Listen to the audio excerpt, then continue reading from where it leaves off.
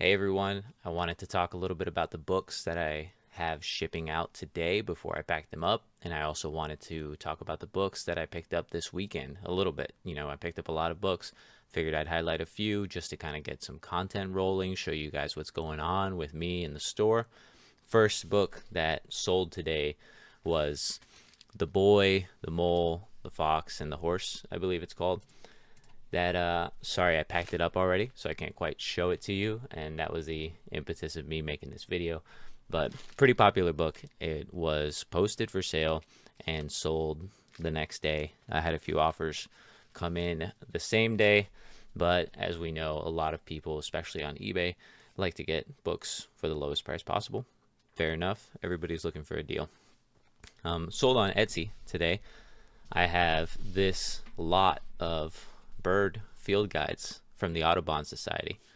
The Audubon Society is pretty interesting. They started about 120 years ago with the goal of conservation, especially conservation, documentation, and just like the study and admiration of birds. So these books have a lot of illustrations inside of them to help you find these birds in their natural habitat. They started making these, I think, during the Great Depression era because what had happened was the society was starting to lose members and lose money, and in an effort to get those two things back up, they figured, well, let's start publishing. We know all this stuff about birds, we know how to help people find them. Why don't we start publishing our own books that might help people out in the field, maybe gain an interest? People who already know this will start to find us as a valuable resource. So I thought that was pretty cool. That's 6 of these books in total that sold, and a lot. And as well, I threw in a additional book in there because it's on the same subject matter. It's called The Birds of Mexico. I don't know if you could see that, but it's got this faded illustration in the front. Really pretty. I like that the end papers on all of these have a map, which is pretty cool. It shows you, you obviously refer back to it as you're reading the book, but yeah, I think this was a pretty neat little guide. I don't know if it's a gift for someone or if the person who will be using them is the one that bought it, but I hope that they enjoy it. This is a nice little set. I'm also getting rid of a lot of Grace Livingston Hill books. I came into those a while ago. They are pretty hot commodity, and I learned something new when I picked up these books because I wasn't quite sure what they were worth, but I kind of wanted to, it was a low stakes purchase, so I was able to take them off the hands of somebody that didn't want them, and as well learn something in the process. And so Grace Livingston Hill would write romantic fiction, and mostly with a religious kind of wholesome conservative bent. These books are very old. This one in particular is one of the more popular novels, but I sold a lot of 7 of these plus this one today, so that'll be on its way out. That's sales for the past couple days. Not moving super fast, but we're still in the beginning of all this, so I'm happy with any sale and I'm grateful for anybody that wants to make a purchase. Let me show you some of the books that I got this past weekend. First, we've got Plato and Aristotle, Order and History by Eric Voegelin.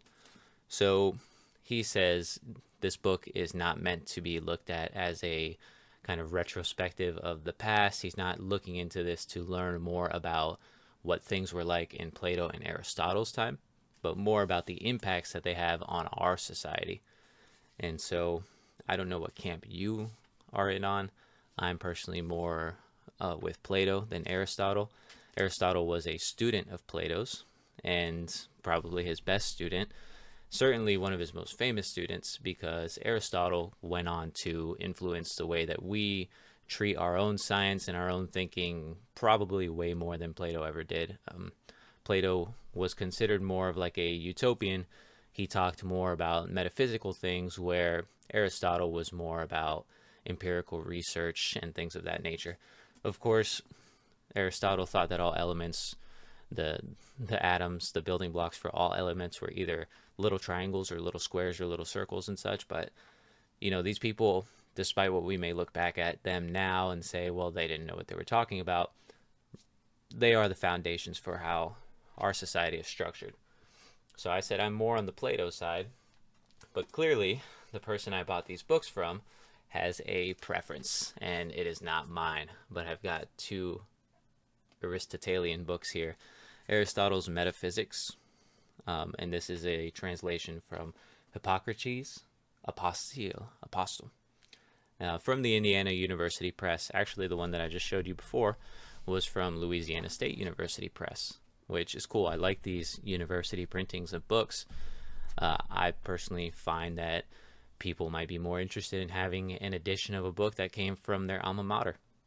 You never know. This is a modern library introduction to Aristotle. If you're not familiar with modern library, they would make some kind of standardized versions of books where the binding would be more or less similar, and you can order volumes upon volumes of text.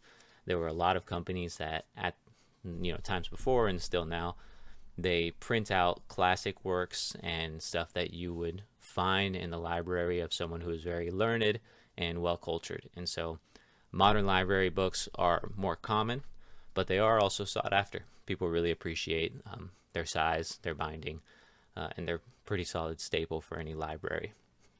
So I wanted to show you those because I wanted to tell you that I like Plato more than Aristotle.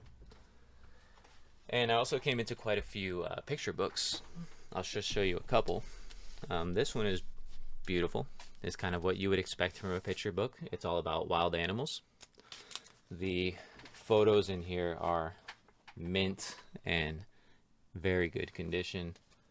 I mean, anytime you get to see stuff like this, look, it even has the kind of the sheet music for the howl of these. What is this, a coyote? Yeah, a coyote. These kind of things go great on a coffee table, something for people to flip through, or maybe as a way to like show your kids or your nephews, nieces, whoever's coming to visit. Look, that's me, the goat. I'm a Capricorn. Show them some pictures as well as read a little bit from the book so that you can see what the context of these animals are, their environment, their kind of what mannerisms, the way that they interact with each other, the way that they eat, maybe hunt prey and all that. So that's kind of just a classic book to have around. This one I feel like is very interesting because while it is a specific subject matter, if you're interested in Manhattan, which as being I think the largest populated city or the highest populated city in the United States, if not, I would be surprised. There's probably a lot more people than not who are interested in this, but I am all the way on the West Coast, and so people who are interested in Manhattan are few and far between. But I picked this up because it is an illustrated picture book, kind of talking about the history. But the reason I find it interesting is because the illustrations are actual line drawings, which you don't see too much in books like this. So all of these drawings were handmade. Look, it'll span the whole 2 pages. This is like the origins of the area where Manhattan eventually was built. Fort Amsterdam, it's called. And look, they kind of play with the space in an interesting way.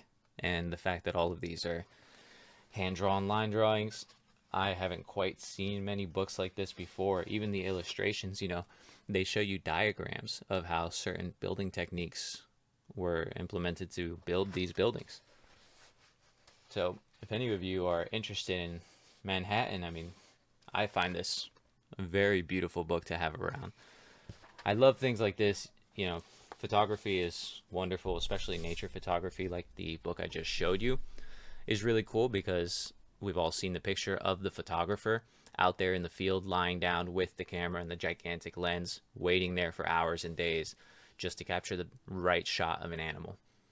Takes a crazy amount of dedication and endurance, I guess, to be out in the elements like that and have that patience. So I think that's incredible. But then when I see something like this, basically every page on this book has an illustration. And so I know the effort, the connection that it took to make a book like this.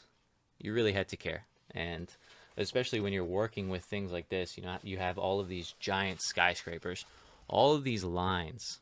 I'm into the way that like art is created, but all of these lines, you can see they're not quite made with a straight edge. They have like a little bit of wobbliness to them, but they are all aligned in the same kind of way where nothing looks out of whack.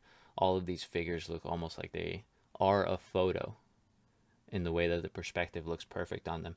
But it is also artistic in the way. I probably don't know as much as I thought I did. Either way, we could still appreciate the beautiful art in this book. All right, so real quick to close this out, I was just going to show those books today, but I kind of wanted to round out the subject matter. It felt a little too nonfiction nature focused. So what I'm going to do is show you a couple of books. One of them is for sale or will be very soon. The other one I'm going to hold on to because I'm very curious to read it. It was actually recommended by somebody that I sold another book to. He told me about this. It just so happened to cross my path not too long after. Pretty good coincidence if you believe in that sort of thing. But the first one here is The Ascending Cycle by George W. Russell. So Russell was actually an Irish mystic, he's called. He was a big time big time thought leader for the Irish Renaissance. He was actually a big influence for W.B. Yeats, if you're familiar with his work. But Russell's stuff here is a collection of 22 short stories and poems, and they all have to do with basically piercing the veil, seeing deeper into what we truly are, and seeing deeper into the truth of the universe in a way that was more artistic. And this is actually, so this version of the book has something in the front which explains what a Sangam text is. A Sangam text is, according to this, an aid to contemplation and action, the creative fusion of theoria and praxis. In the ancient world before the proliferation of print, emphasis was given to exemplification. Remarkable individuals emerged from time to time to bear witness to the authentic transcendence of social roles and codes and traditional structures. So the idea here is that this text would kind of open your eyes in a lot of ways. And right here it gives some examples of some other Sangam texts, and we have stuff here by Blavatsky, William Judge, A.P. Sinnett, Subaru. So we've got some pretty prominent theosophical names, which kind of tells me where this book lines up. It's inspired by more Buddhist, Hindu ideas. Theosophy kind of took from that, added some Western esotericism, and was a lot of that introduction into the West. These ideas of karma, reincarnation, the fact that we all meditate, or we should meditate, the fact that we do yoga, at least the stretching part of yoga, the asanas, I think they're called, that all comes from Theosophy's bridge, I guess, from Eastern thought to Western thought. And so without reading this quite yet, that tells me that that's kind of where this book lies, in the idea of educating people in the West that there is more to life than what you can see and touch and measure. And it seems like it's going to bring some of those ideas out if you were to read that book. The second book, the one that's not going to be for sale for a while, is called A Dweller on Two Planets by Philos the Tibetan. So, interestingly enough, it's attributed to Philos, but this book was written by Frederick Spencer Oliver, was his name. So he claimed to have channeled this entity, this being named Philos, and he wrote down the contents of this book through a mix of automatic writing, automatic drawing, and such. And Philos explains the history of Atlantis in this. Look how thick this book is.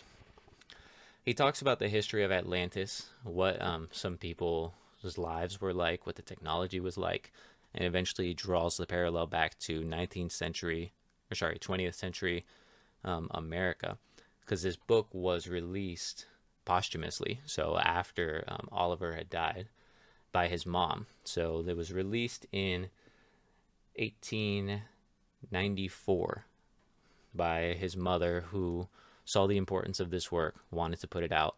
And this actually went on to inspire a lot of the kind of Mount Shasta culture. If you're familiar with that at all, in Mount Shasta, they're very into Lemuria. They talk about Atlantis. There's the I Am movement, which is its own religious, philosophical sect I don't know enough about. And this is kind of one of those seminal texts for all of those ideas of thought, all of those movements. His mom went on to make 2 more books after that in a trilogy.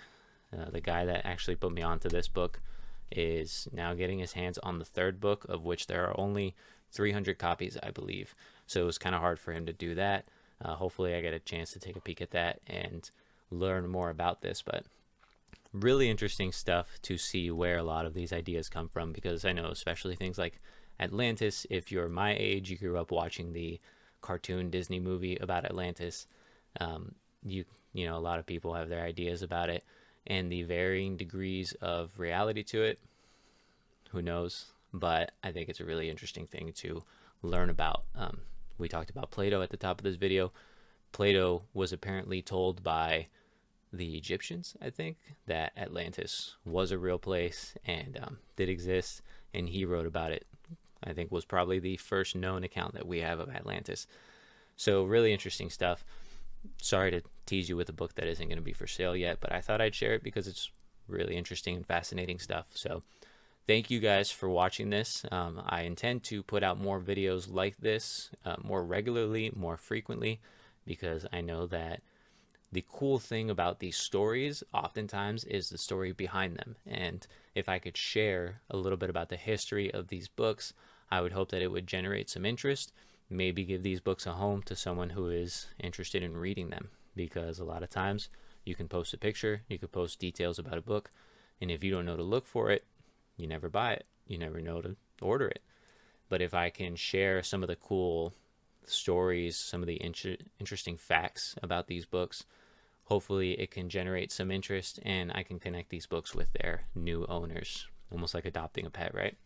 So thank you guys. I'm Laz. This is Libri Vetus, and hope to see you guys soon.